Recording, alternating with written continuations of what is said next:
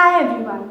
Today, 27th June, marks the birth of Helen Keller, who was a powerful example of how determination, hard work, and imagination can allow an individual to triumph over adversity.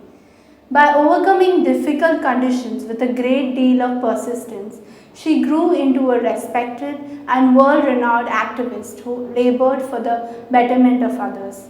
She was an American educator, advocate for the blind and deaf, and co founder of the ACLU, American Civil Liberties Union. Keller was born in Tuscaloosa, Alabama. Keller was the first of two daughters born to Arthur H. Keller and Catherine Adams Keller. She was born with her senses of sight and hearing and started speaking when she was just 6 months old. However, she lost both her sight and hearing at just 19 months old when she was contracted an illness called brain fever. Beginning in 1887, Keller's teacher, Anne Sullivan, helped her make tremendous progress with her ability to communicate, and Keller went to college, graduating in 1904. With the help of Sullivan and Macy, Sullivan's future husband, Keller wrote her first book, The Story of My Life, which was published in 1905, which covered Keller's transformation from childhood to 21-year-old college student. Throughout the first half of the 20th century, Keller tackled social and political issues, including women's suffrage, pacifism, birth control, and socialism. After college, Keller set out to learn more about the world and how she could help improve the lives of others. News of her story spread beyond Massachusetts and New England. Keller became a well-known celebrity and lecturer by sharing her experiences with audiences and working on behalf of others living with disabilities. She testified before Congress, strongly advocating to improve the welfare of blind people.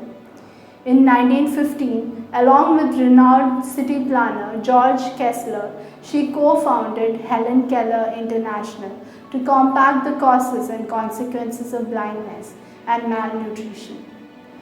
In 1920, she helped found the American Civil Liberties Union when the American Federation for the Blind was established in 1921. Keller had an effective national outlet for her efforts. She became a member in 1924 and participated in many campaigns to raise awareness, money, and support for the blind. She also joined other organizations dedicated to helping those less fortunate, including the Permanent Blind War Relief Fund, later called the American Braille Press. Soon after college, Keller became a member of the Socialist Party. Between 1909 and 1921, she wrote several articles about socialism and supported Eugene Debs, a Socialist Party presidential candidate. Her series of essays on socialism, entitled Out of the Dark, described her views on socialism and world affairs. It was during this time that Keller first experienced public prejudice about her disabilities.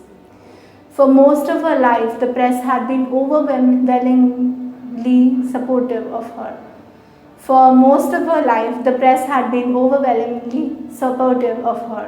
Praising her courage and intelligence. But after she expressed her socialist views, some criticized her by calling attention to her disabilities. In 1946, Keller was appointed Counselor of International Relations for the American Foundation of Overseas Blind. Between 1946 and 1957, she traveled to 35 countries on 5 continents. In 1955, at age 75, Keller embarked on the longest and most grueling trip of her life, a 40,000-mile, 5-month trek across Asia. Through her many speeches and appearances, she brought inspiration and encouragement to millions of people. Keller's autobiography, The Story of My Life, was used as the basis for 1957 television drama The Miracle Worker. During her lifetime, she received many honors in recognition of her accomplishments, including the Theodore Roosevelt Distinguished Service Medal in 1936, the Presidential Medal of Freedom in 1964, and election to the Women's Hall of Fame in 1965. Keller also received honorary doctoral degrees from Temple University and Howard University and from the universities of Glasgow, Berlin, Delhi, and Witwatersrand. She was named an honorary fellow of the Educational Institute of Scotland. On June 1, 1968, Helen Keller died in her sleep, just a few weeks before her 80th birthday. It was said that Keller suffered a series of strokes in 1961 and spent the remaining years of her life at her home in Connecticut.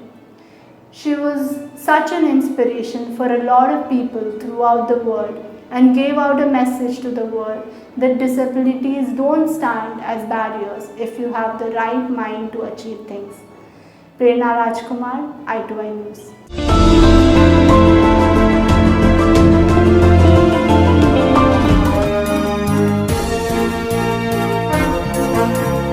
I2I News, an eye for truth.